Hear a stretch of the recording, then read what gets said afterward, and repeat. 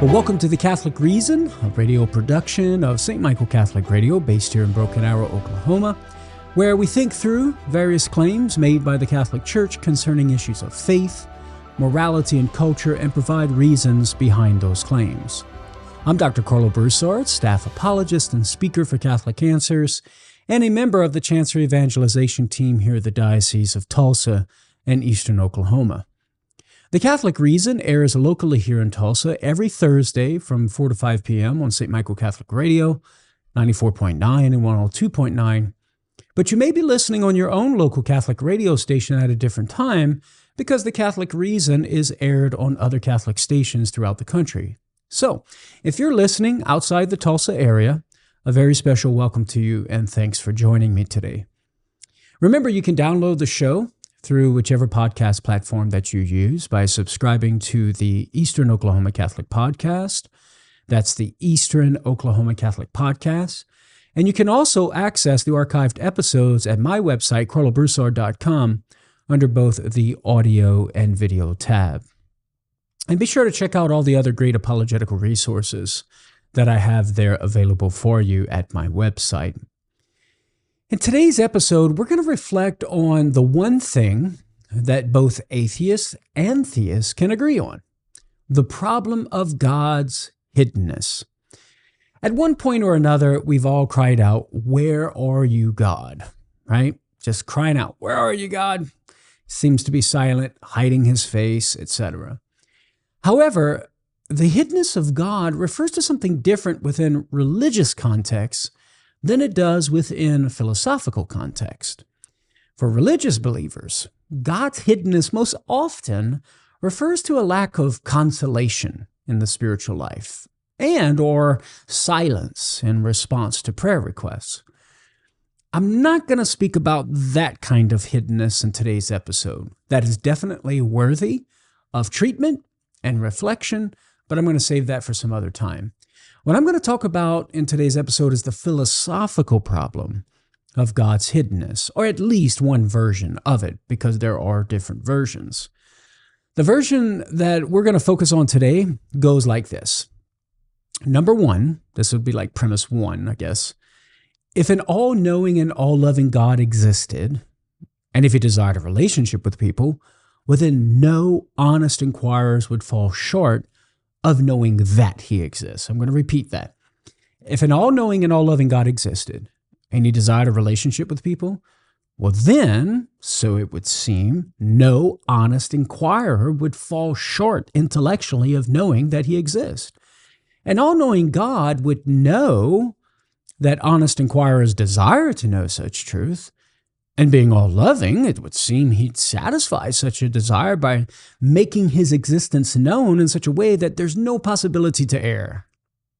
Premise two, since some honest inquirers do fall short of knowing that God exists, number three, it's reasonable to conclude that he doesn't exist. We'll call this version the problem of epistemic distance, because the word epistemic means relating to knowledge or knowing things, right? Or to keep it simple, let's just call this problem the knowledge gap problem. So the epistemic distance problem is basically what we can call the knowledge gap problem. Canadian atheistic philosopher J.L. Schellenberg made this argument in his 1993 book, Divine Hiddenness and Human Reason. The summary is basically God doesn't exist because some honest inquirers lack knowledge that he exists. That's basically the idea here. God does not exist because honest inquirers lack knowledge that God exists. Now, a second version doesn't merely demand that God make his existence known, but that he manifests himself in a way that would ensure a relationship with him. In other words, if God existed and desired a relationship with the people, well then he would manifest himself to honest inquirers in a way that ensures that they love him. But since some honest inquirers aren't in a relationship with God, it's reasonable to conclude, so the argument goes, that God does not exist. And we can call this version the problem of unitive distance, or the union gap. In some, we could summarize it like this: God doesn't exist because some honest inquirers don't have a relationship with him. Now, a third version is basically the classic problem of evil, the problem of God's silence amid suffering and sin. In other words, why doesn't God show his face when his children are suffering, especially when suffering from other people's sins? Now, in today's episode, I'm not going to focus on the problem of God's silence amid suffering and sin. I'm saving that for a different episode. Nor will I talk about the problem of unitive distance. I'm going to save that also for another time. What I want to focus on today is the problem of epistemic distance, or, as we said, the knowledge gap problem. And that's going to take up the whole of the episode. I wanted to articulate the different versions of the philosophical problem of divine hiddenness so that you can kind of see that the knowledge gap problem is one among many and see where it fits. And then also to kind of dangle the carrot, I guess, and tee up future episodes where we'll deal with these other versions of the problem of divine hiddenness. But when it comes to the knowledge gap problem, here's how we can summarize the problem or the argument from honest inquirers who fall short of knowing that God exists. Premise 1, if God existed, then no honest inquirers would remain unconvinced that he exists. I'm going to repeat that.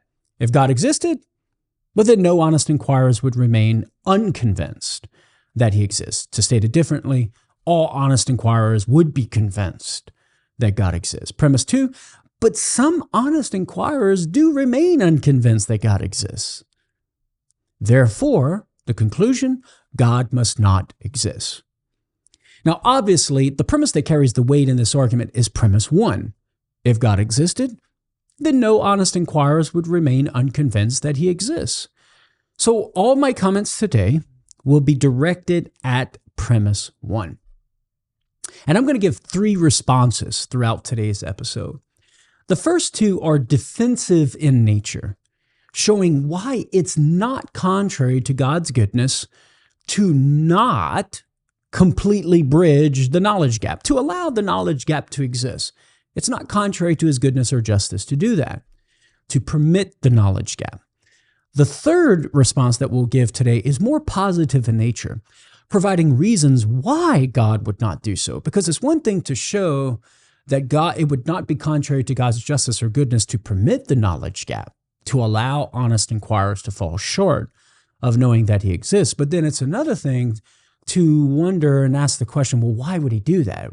Are there any goods that he wishes to preserve by way of permitting the knowledge gap? Now, such responses that I'll give today will show why the consequent in premise 1, like what follows, right? No honest inquirers would remain unconvinced that he exists. It doesn't follow from the antecedent, if God exists. That's basically what we're going to be showing. Remember premise 1, if God existed, no honest inquirers would remain unconvinced. We're going to show why that consequent doesn't follow from the antecedent within that premise. All right, so now that we've set the stage, let's get started. My first response targets an assumption that's lurking in the background for Schellenberg and others who make this argument, namely that God would be bound in his all-good nature to bridge the knowledge gap by giving honest inquirers absolute, indubitable evidence that doesn't allow for the possibility to doubt. That's what indubitable evidence means. Evidence that would not allow the possibility of doubt. That's an assumption that's lurking in the background of the challenge or the objection. But I challenge that assumption. I don't think that to be good or just, God would be bound to give absolute, indubitable evidence, but rather only he would be bound to give intellectual, indubitable evidence. And that is evidence that would exclude prudent doubt. Not evidence that would exclude absolutely no possibility of doubt, but simply evidence that would exclude prudent doubt. And the reason is that evidence that excludes prudent doubt is sufficient for a person to reasonably direct his life toward God. In other words, such assent to God on account of this kind of evidence would not be a violation of the intellect or a violation of reason, but rather consistent with it.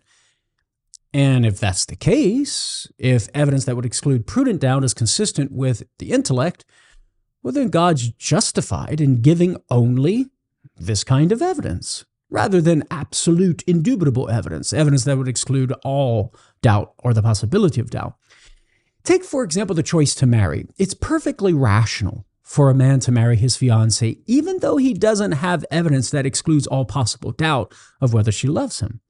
How could he have such evidence, since anything she does could be meant to deceive him into thinking that she loves him? If absolute indubitable evidence were needed for a reasonable decision to marry, well then everyone who chooses to marry would have to be considered irrational. But that's absurd. A man shouldn't refrain from marriage just because his fiancée can't provide evidence that excludes all possible doubt concerning her love for him. All he needs to make a reasonable decision to marry is evidence that excludes prudent doubt. Now, it's true that the analogy falls short when applied to God, since God could provide absolute indubitable evidence if he wanted to, whereas the fiancé could not.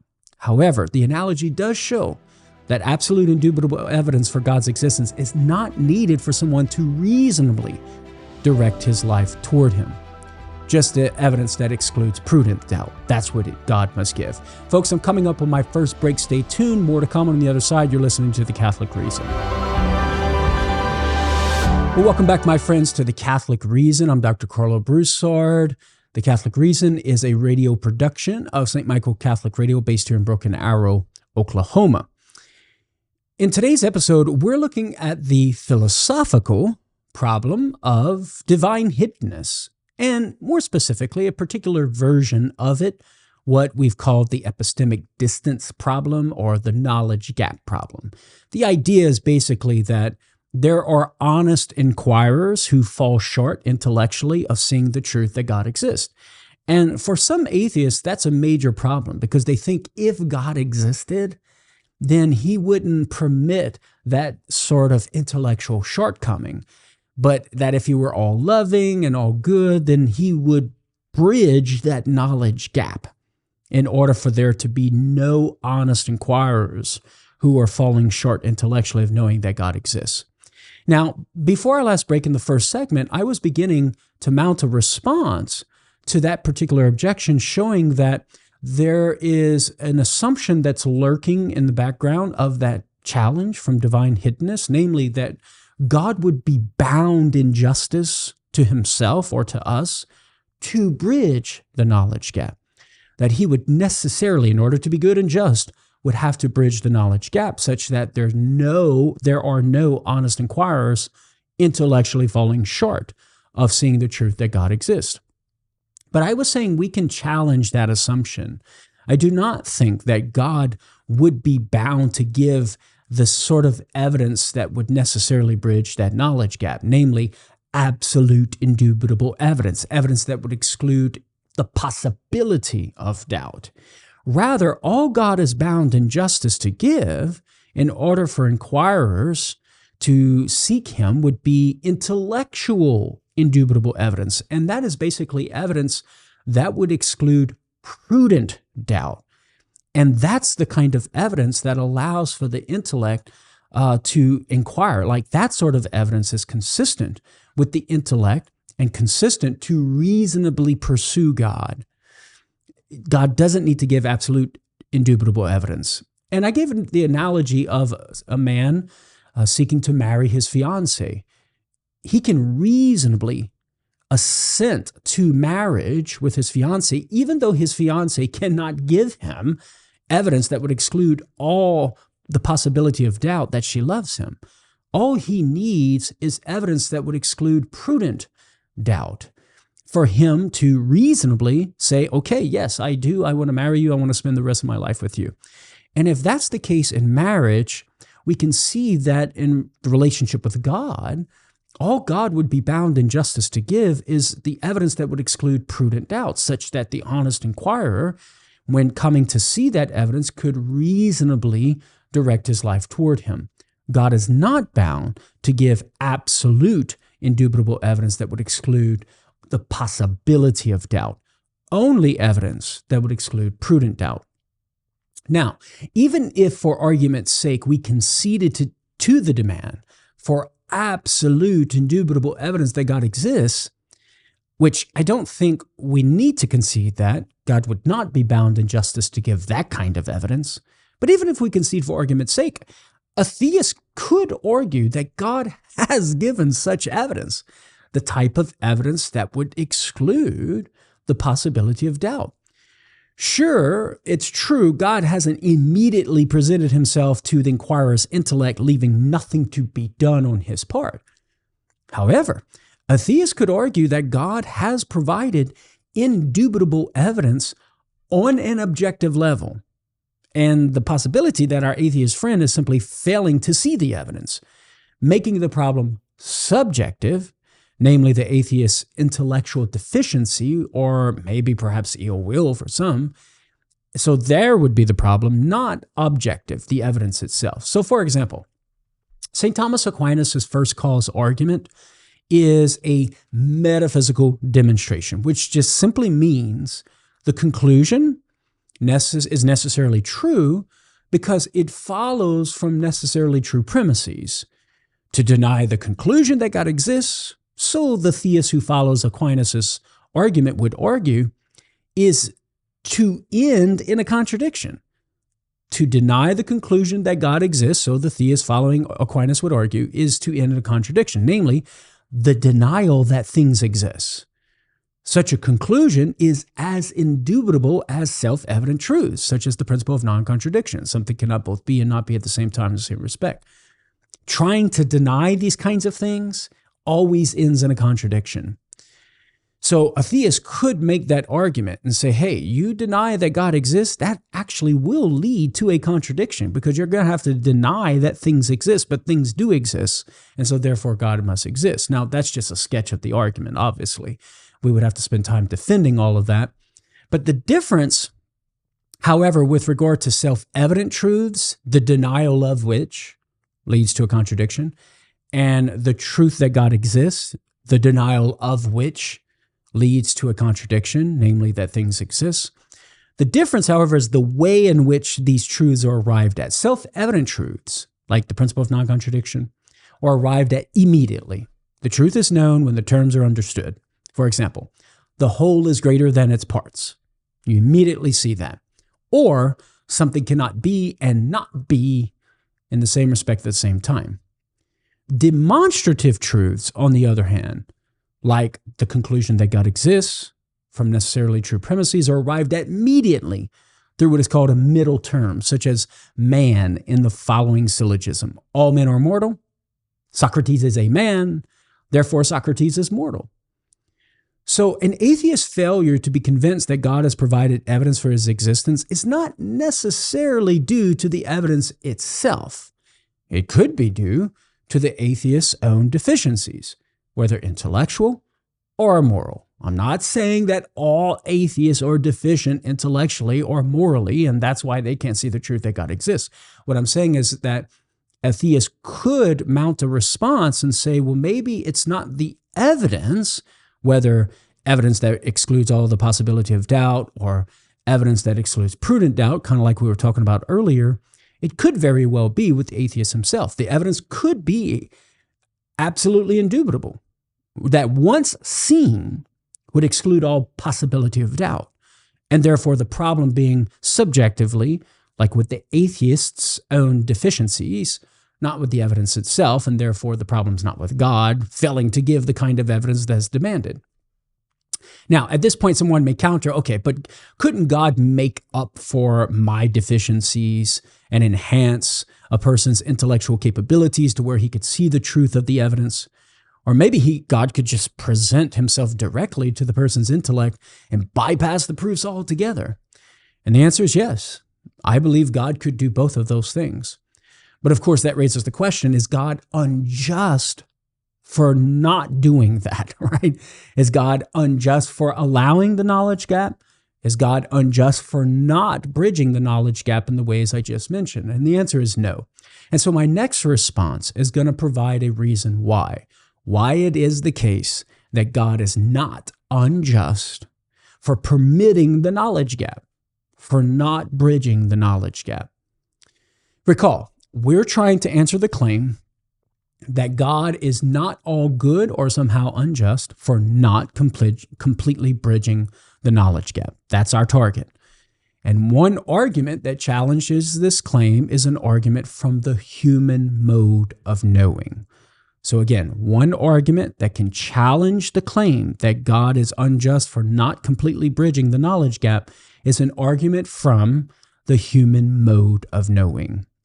Consider this. For us humans, given our construction as a body-soul composite that's just like a body-soul unity, our mode of knowledge involves the senses. As St. Thomas Aquinas writes in his work On Truth, De Veritate, Question 2, Article 13, Argument 19, he writes this: there's no knowledge in the intellect that hasn't first come through the senses. Aquinas contrasts this mode of knowledge with the angels, who don't achieve their intellectual perfection through the use of a body because they're utterly free from matter in their nature. Angels achieve their intellectual perfection in knowledge of things through a direct outpouring of knowledge received from God. It's directly infused. They don't need the body to take in data to know things. Now, here's the key. With our human mode of knowledge, which requires the senses and the body to take in the data, there necessarily arises a knowledge gap, at least at the beginning of the intellectual journey. Think about it. As humans, we have to gain knowledge by starting with our senses. But God, by nature, is beyond our senses, what our senses can detect. And therefore, we can't have direct knowledge that God exists by way of our natural mode of human knowledge. It's just impossible. It's part and parcel of the human mode of knowledge that we cannot have direct knowledge that God exists. So there's going to be initially necessarily a knowledge gap between the intellect and knowledge that God exists because it's not direct. In our natural mode of knowledge, we got a reason to God's existence, starting with our sense knowledge of things around us and then moving to intellectual knowledge of God as the cause of those things. This is indirect knowledge. So there's a natural knowledge gap between us and God that we start with due to our human mode of knowledge. And it's natural for us to work at bridging it. And with this gap and the need to work at bridging it comes the possibility to fall short. And given that the possibility of failing to bridge the knowledge gap between us and God arises from our natural mode of human knowledge, a direct bridging of the knowledge gap by God and a complete exclusion of the possibility of intellectual error, such as with infused knowledge, would be something given to us that is above and beyond our natures as humans. And that, my friends, is going to be the key to see why God is not bound to bridge that knowledge gap and give us infused knowledge. But we're going to have to get back to this on the other side of the break. You're listening to The Catholic Reason. I'm Dr. Carlo Broussard. Stay tuned. Well, welcome back, my friends, to The Catholic Reason, a radio production of St. Michael Catholic Radio based here in Broken Arrow, Oklahoma. I'm Dr. Carlo Broussard, staff apologist and speaker for Catholic Answers, and a member of the Chancery Evangelization team here at the Diocese of Tulsa in Eastern Oklahoma. So in today's episode, we're looking at this philosophical problem of God's hiddenness. There are honest inquirers seeking him who factually, intellectually fall short of seeing the truth that he exists. Some atheists think that's a problem and evidence against God, because if God existed and he were all-knowing and all-loving, then he would bridge that knowledge gap for them and make it be such that they could not possibly doubt his existence. And since that's not the case, there are honest inquirers who doubt God's existence. God must not exist. Now, in response, over the past two segments so far in today's episode, we were showing why God would not be bound in justice to himself to give that sort of evidence that would exclude the possibility of all doubt. Rather, all that he would be bound to give is some evidence that would exclude prudent doubt. And that would allow for a rational person to honestly pursue God in a relationship, given that sort of evidence. So the assumption lurking in the challenge that God is bound in justice to give the evidence that excludes the possibility of all doubt is an assumption that we challenged. Now, a second response that I was giving to this knowledge gap problem is that God is not bound to bridge the knowledge gap on account of our human mode of knowing. And as I was explaining before our break in our last segment, it is part and parcel of our natural human mode of knowing that there's going to be a knowledge gap between my mind and between my mind and God initially. Because it's just part and parcel of our human mode of knowing that we start with the senses, we take in data, we come to know things through the senses. God's beyond the boundaries of what we can sense. And so there necessarily is going to be a gap between my mind and God, and I have to work at bridging that gap. And given that reality, I got to work at bridging the gap, there arises the possibility to fall short of bridging that gap between my mind and God's existence. And so once we see that, then we see that in order for God to completely bridge that gap between my mind and his existence, knowledge of his existence, he would have to infuse knowledge. He would have to provide something to me that is above and beyond my nature as a human being. And that's the key. Why? Because, friends, God is not bound in justice to himself or to us to give what is above and beyond our human nature. And since a direct bridging of the knowledge gap by God would be something given to us above and beyond our natures as humans, it follows that it's not contrary to God's justice or goodness for him to permit the knowledge gap, for him to not directly bridge the gap and entirely preclude the possibility of intellectual error. So here's a summary of this argument from the natural human mode of knowing. Premise 1, God's not bound to give us what is above and beyond our nature as humans. Premise 2, directly bridging the knowledge gap with direct knowledge that he exists would be something given to us above and beyond our human nature. Therefore, conclusion, God's not bound to directly bridge the knowledge gap with direct knowledge that he exists. Now, as a qualifying note, it's true that God must make the crossing of the knowledge gap a real possibility with sufficient evidence. This gets back to what we were talking to earlier, evidence that would exclude prudent doubt. So he's got to provide some real possibility to bridge that knowledge gap with sufficient evidence, given that he has made our intellects for knowing him.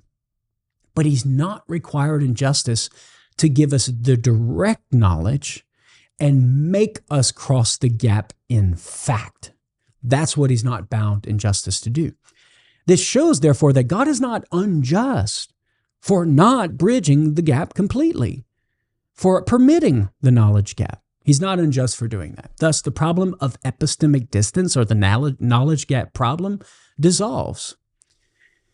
Okay, now, there's a question that necessarily arises here. Well, what happens to an honest inquirer who, through no fault of his or her own, fails to cross the gap and arrive at the truth that God exists? Does that mean the person's condemned to hell? Well, the short answer is no. If a person's lack of assent to God's existence is due to no fault of his own, like, for example, we're talking about honest inquirers here. A person honestly seeks truth in ways that he knows how and simply has intellectual deficiencies that cause him to fail to see the persuasive force of the evidence that God exists. Well, then God's not going to hold him accountable for his unbelief. It's not his fault in this particular scenario. A person who honestly seeks the truth and due to no fault of his own, perhaps due to his own intellectual deficiencies, doesn't see the persuasive force of the arguments for God's existence, he hasn't rejected God such that he's worthy of damnation. An honest falling short of the intellect seeing the truth is not the same thing as a positive rejection of Almighty God. The Catechism of the Catholic Church teaches as much in paragraph 2125. It states this: since atheism rejects or denies the existence of God, atheism is a sin against the virtue of religion. That is to say, objectively speaking, it's an offense against the virtue of religion. However, it goes on to state the imputability of this offense can be significantly diminished in virtue of the intentions and the circumstances. Basically, taking into consideration an honest inquirer who's falling short for circumstances that's not his fault.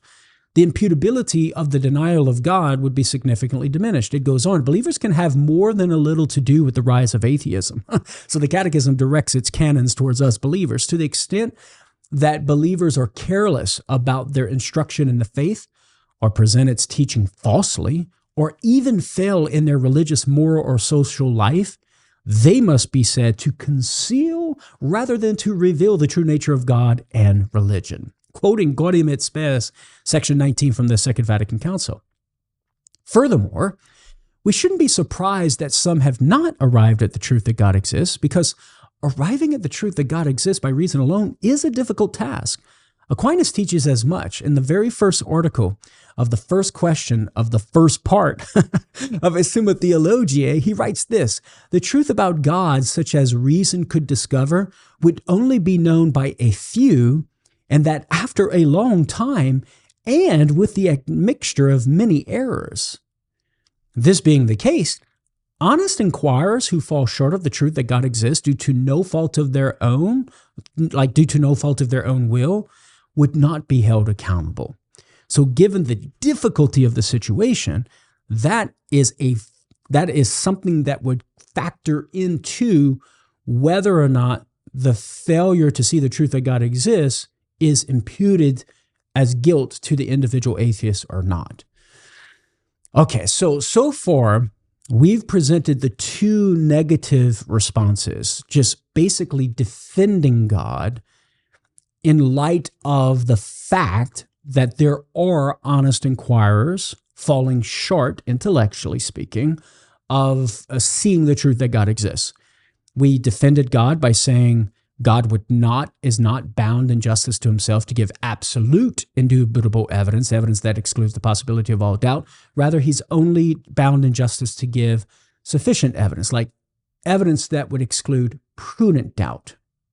And then secondly, we defended God permitting the knowledge gap problem, because the knowledge gap problem is something that's sort of part and parcel of the natural mode of human knowledge. And for God to completely bridge that gap would be for him to give us something over and above our nature as human beings. But God is not bound in justice to give us that which is over and above our nature as human beings. And so therefore, it's not unjust for God to permit the knowledge gap problem.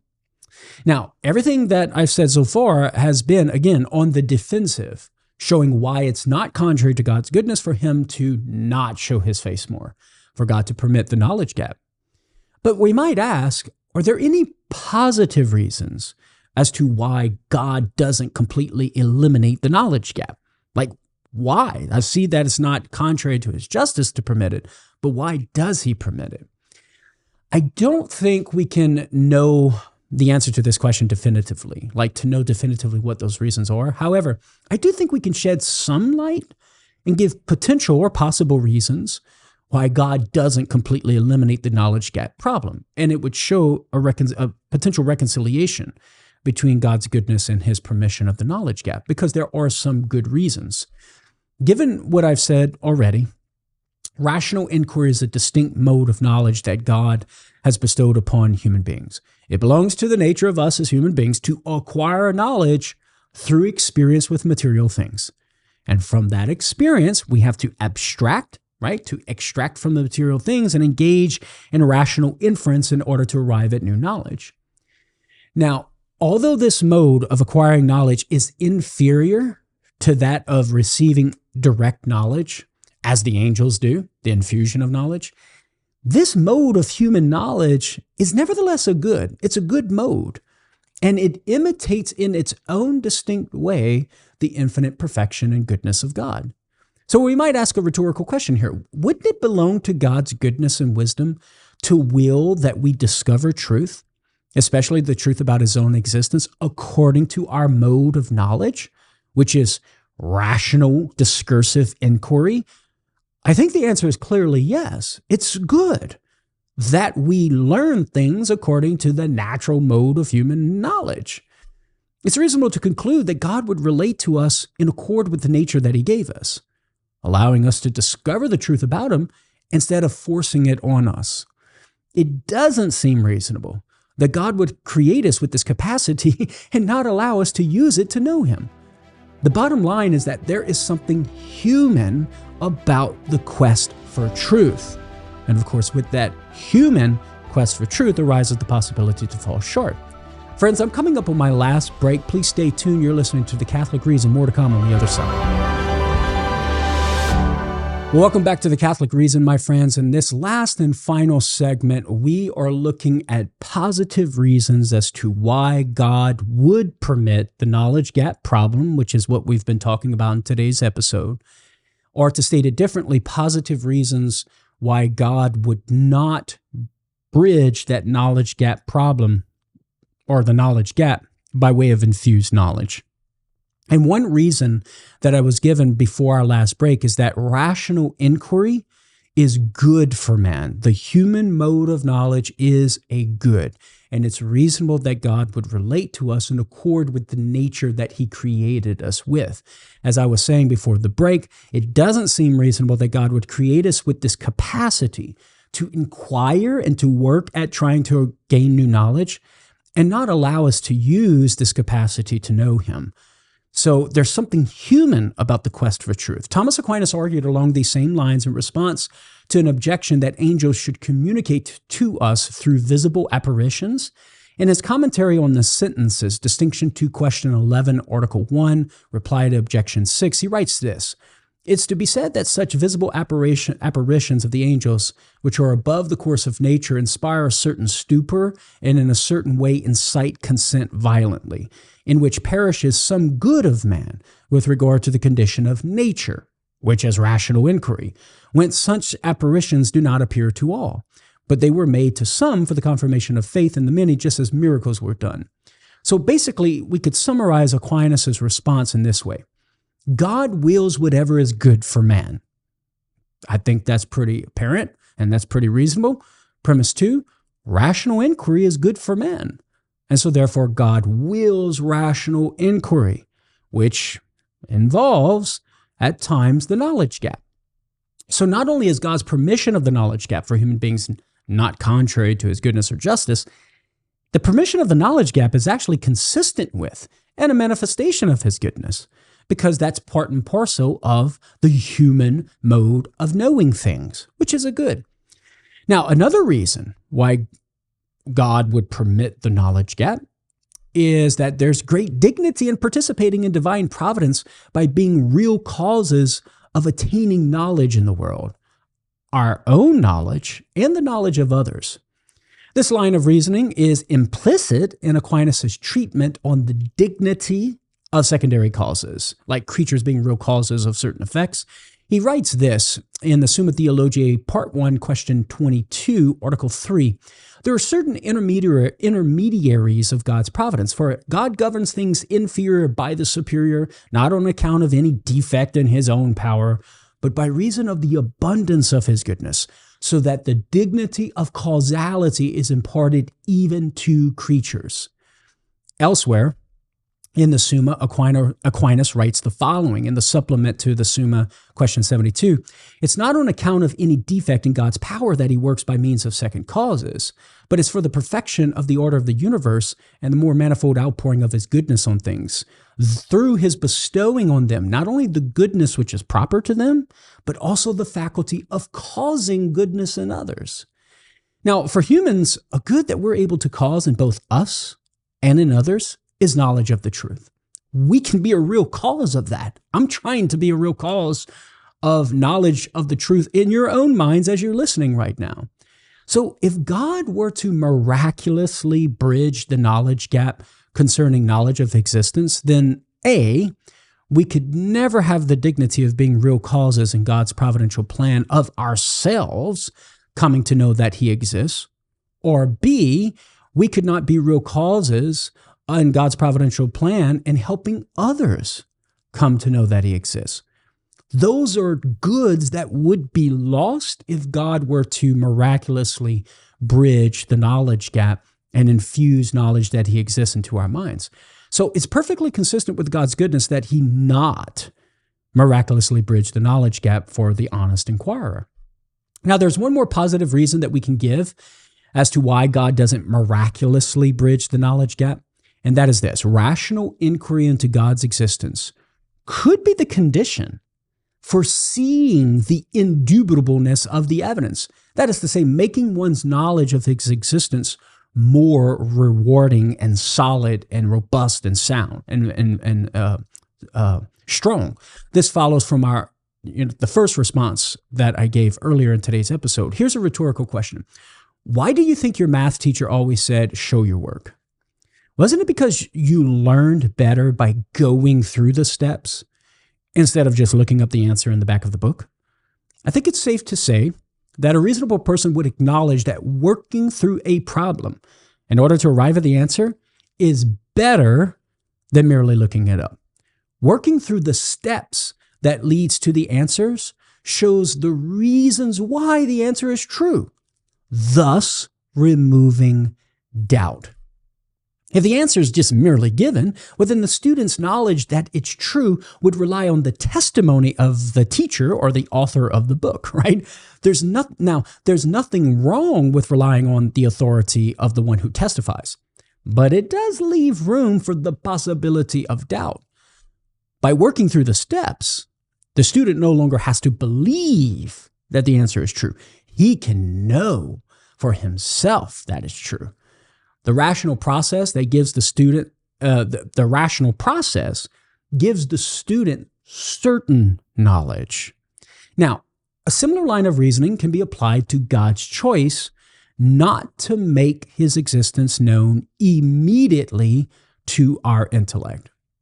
Rational inquiry into God's existence, both through philosophical and historical investigation, like by looking at Jesus and his claims and his resurrection, can lead to a firmer belief in it. So the idea here is that it's possible that God does not miraculously bridge the knowledge gap problem and infuse knowledge in our minds that he exists because he wants us to work through it, and that work and that process of working through it in the rational investigation, the honest intellectual inquiry, would be a condition for the inquirer to see the truth with greater certainty once he arrives at it. So God is kind of like the teacher, not giving the answer to the student or telling the student to look it up in the back of a book. God is like the teacher who says, no, do the work, because by doing the work and going through the steps, your knowledge of the answer is going to be more certain than if I were to just give you the answer.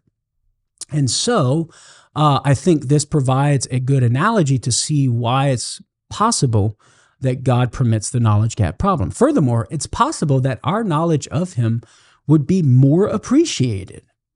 What's nobler and more rewarding? To be the number one seed in a sports tournament because your team is the only team in the league, or to be the number one seed because your team is the best and has fought the good fight against all the other teams? People shouldn't have a hard time seeing that the more rewarding experience lies in the latter scenario. Similarly, it's possible that God allows the search so that when we do come to know that he exists, our knowledge of his existence will be a more rewarding experience. The effort contributes to the satisfaction of the reward. Now, at this point, the question we considered before will arise again. What if the honest inquirer never gets to that point of seeing the truth after going through the effort and working through the steps?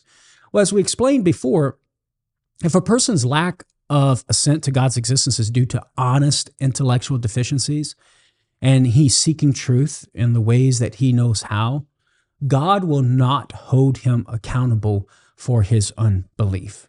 If the intellectual shortcoming is not due to his own fault. Like, he's honest, he's doing the work, he's seeking as best he can according with the intellectual capacities and equipment that he has. And if he still falls short, and it's not because he's like lazy or something, then God's not going to hold him accountable for that. There's no positive act of the will to reject God. In fact, insofar as he's honestly inquiring and seeking truth, and God is truth itself, implicitly he's honestly seeking God. And God will take that into consideration. Well, my friends, that brings us to the end for this week's episode of The Catholic Reason. My claim today is that God is not unjust or lacking in goodness for not miraculously and completely bridging the knowledge gap for honest inquirers who fall short intellectually in seeing the truth of the proposition that God exists. So it's not contrary to God's goodness to permit that knowledge gap. God is not bound to give evidence that excludes the possibility of all doubt, what we call absolute indubitable evidence. But he's only bound to give that evidence that excludes prudent doubt, what we call intellectual indubitable evidence. Sufficient enough evidence that allows for the real possibility for the inquirer to bridge that knowledge gap. The reason is that intellectual indubitable evidence, that evidence that excludes prudent doubt, is not a violation of reason, but it's actually consistent with it. God's also not bound to miraculously bridge the knowledge gap, because to do so would be to give us something over and above the human mode of knowing. But God's not bound in justice to give that which is over and above the human mode of knowing. And finally, there are positive reasons as to why God would not bridge the knowledge gap. First, the rational inquiry that gives rise to the possibility of intellectual error is good for us as human beings, and God wills what is good for us according to our nature. Secondly, there's a great dignity in being a real cause of knowledge for ourselves and for others, and that comes with the rational inquiry. And thirdly, the rational effort put forth in inquiry could be a condition for more certain knowledge when the person does in fact come to see the truth of the proposition. So the epistemic gap, therefore, doesn't need to be an obstacle to belief in God. There's no injustice involved. And there are good reasons as to why God wills a degree of hiddenness for the mind. And moreover, the fundamental worry that drives the whole objection is quelled insofar as God will not hold accountable what is not due to the fault of the individual. My friends, thank you for joining me this week. Please join me again next week as we look at more reasons for Catholic claims. Tell a friend. I'll talk to you then. God bless.